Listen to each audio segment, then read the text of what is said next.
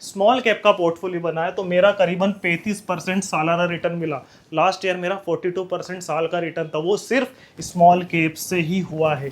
सोना, bank fix deposit और market, तीनों में से सबसे ज्यादा रिटर्न कंसिस्टेंसी कौन दे रहा है? हाल ही में आपने देखा होगा मार्च 2025 चल रहा है, यहाँ पर लोग बहुत ज्यादा बुलिश है गोल्ड में कि गोल्ड का भाव इतना है। हाँ, गोल्ड का भाव बुलिश है और 2-4 साल और अच्छा भी रहेगा। यहीं पर लोग शेयर मार्केट से पैसा निकाल रहे हैं या डर रहे, क्योंकि हाल ही में मार्केट 14-15% करेक्ट हुआ। तो हम इतिहास में देखेंगे, इतिहास से देखेंगे कि मार्केट का सबसे ज्यादा, तीनों को कंपेयर करके देखेंगे कि तीनों में से सबसे ज्यादा रिटर्न एवरेजली कौन दे रहा है। सबसे पहले देखेंगे बैंक एफडी, तो ये नेशनल सेविंग टर्म डिपॉजिट का है। 1980 में 8.5-9 के आसपास था, फिर बढ़ते कम होते 12, 10, 9 होते हुए फिर सन 2000 के आसपास 9-10 के आसपास हो गया, और फिर गिरते गिरते गिरते गिरते आज एफडी का रेट 2024-2025 में करीबन 6 से 7% सालाना के तौर पे। ये इसलिए क्योंकि जिस देश की इकोनॉमी ग्रो करती है वहाँ की ब्याज दरें हमेशा गिरती है, ये बात ध्यान रखना। आम तौर पर जो भी महंगाई दर होती है उससे 1-8% ऊपर नीचे एफडी का रेट होता है। तो इन्फ्लेशन करीबन 7% है, तो एफडी का रेट भी इतना ही है। ये है गोल्ड का डाटा। 1964 में 63 रुपए का था प्रति 10 ग्राम सोना। हम इतना दूर नहीं जाए, सन 2000 पे देखे, 1980 में देखे तो करीबन ये 937 से 1300 के बीच में था। करीबन 1000 रुपए का 10 ग्राम सोना 1980 में मिल जाता था, जो आज के समय में करीबन 88,000 के आसपास हो गया है।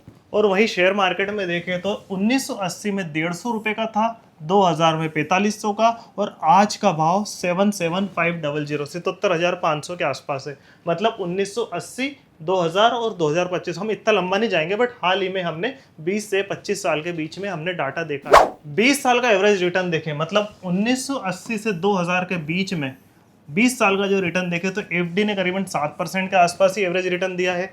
ठीक है, गोल्ड ने 8% के आसपास रिटर्न दिया है, और यहाँ पर सेंसेक्स में 18.5%, मतलब सबसे ज्यादा रिटर्न उन 20 सालों में 1980 से 2000 के बीच में दिया है।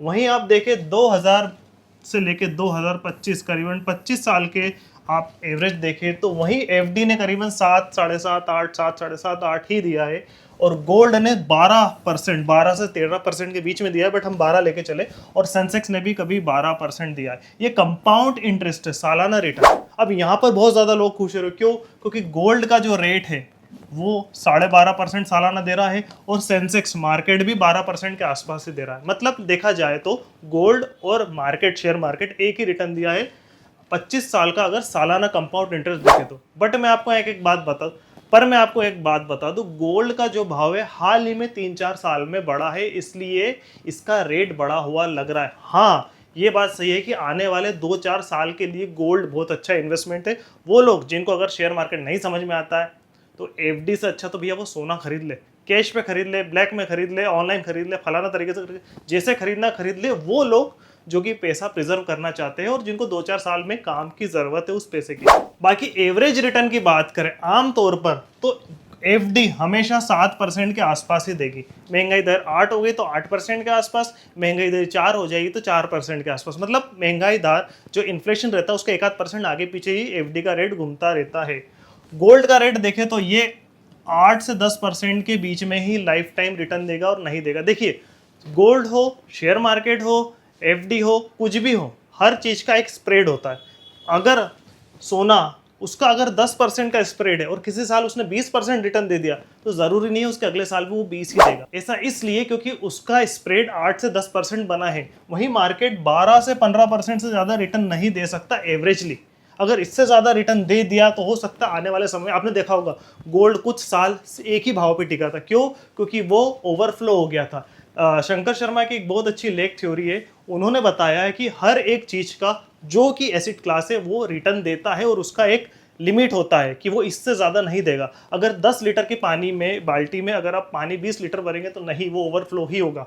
हाँ, वो गिर के अगर 1 लीटर हो गया तो 9 लीटर की और जगह है। उसी तरह किसी समय मार्केट सेंसेक्स अगर 5% रिटर्न दिया तो उसके पास अभी 10% की और जगह है देने की, तो आने वाले समय में वो दे सकता है। इस तरीके से रिटर्न कैलकुलेट, एजम्पशन, प्रिडिक्शन होता है। कोई भी सोना खरीद के अमीर नहीं बना, अमीर बन के सोना खरीदा।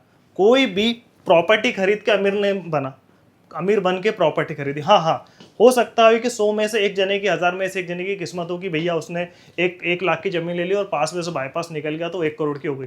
वो एक तरह का ऑप्शन होता है, गैम्बलिंग होता है कि कभी 1000 लाख में से एक जने को भी हो जाए। बट ऐसा नहीं हो कि आपने अगर 1 लाख की चीज़ खरीदी वो अगले साल ही 2 लाख की हो जाए, नहीं।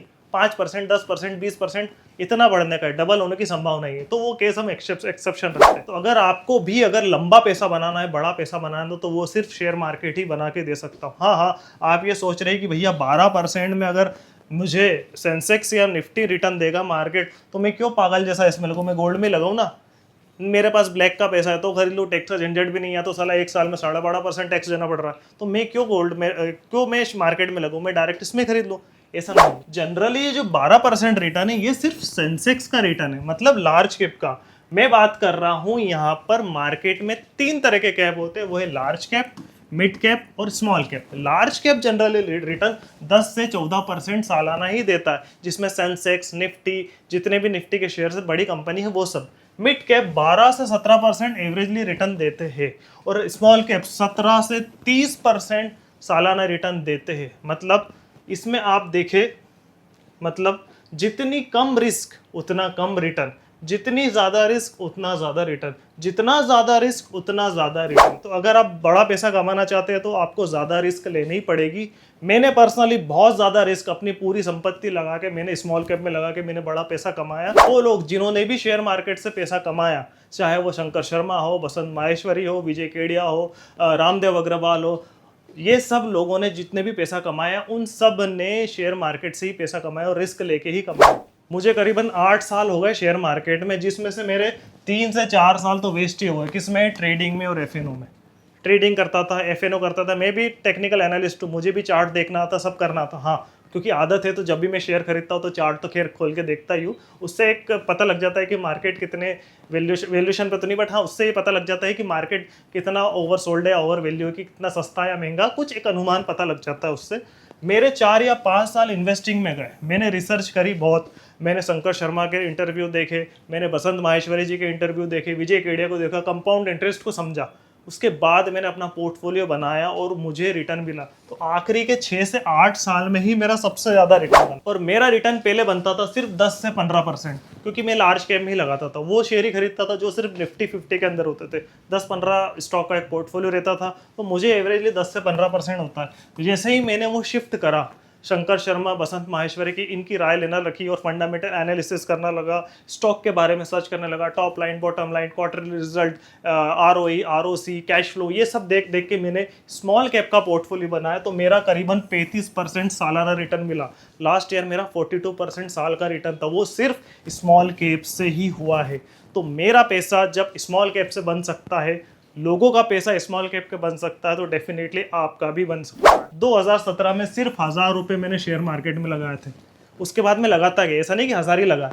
2017 में मैंने 1000 रुपये लगाए थे, 500 रुपये लगाए, 2000 लगाए, 5000 लगाए, जो भी काम करा। क्योंकि मैं क्या है, मेरी आदत थी कि मुझे जल्दी अमीर बनना था, जल्दी फाइनेंशियल फ्री होना था। तो मैं घूमने कम जाता था, मैं थोड़ा सा कंजूस हो जाता था। तो मैं क्या करता था, इनफैक्ट मेरी ये आदत हो गई थी कि जब मुझे कोई 2000 रुपये कपड़े खरीदने के पैसे देता था तो मैं वो मार्केट में लगा देता था। तो 2022 में मेरा कुछ लाखों का पोर्टफोलियो हुआ, कुछ लाखों का। क्यों? क्योंकि मैंने लार्ज कैप के पोर्टफोलियो का शेयर बनाया शंकर रामदेव अग्रवाल जी को देख के। उसके बाद मेरा आज 2025 में करोड़ का पोर्टफोलियो। मैं ज़्यादा अमाउंट नहीं बता सकता क्योंकि as a SEBI norms guideline publicly आप ये डिस्कस नहीं कर सकते। हाँ, प्राइवेटली कभी हुआ तो मैं मेरा कंसोलिडेटेड अकाउंट स्टेटमेंट CDSL है वो ज़रूर आपको बताऊंगा, प्राइवेटली अगर कभी कुछ हुआ तो। अगर आपने बड़ा पैसा कमा लिया है तभी आप गोल्ड खरीदिए। अगर आपने बड़ा पैसा कमा लिया और उसको प्रिजर्व करना है तो ही FD खरीदिए। अगर आपने बड़ा पैसा नहीं कमाया तो पहले पैसे कमाइए और उसका रिस्क लेके ज़्यादा पैसा कमाइए और उस पैसे को फिर प्रिजर्व करिए, या तो गोल्ड में या फिर FD में।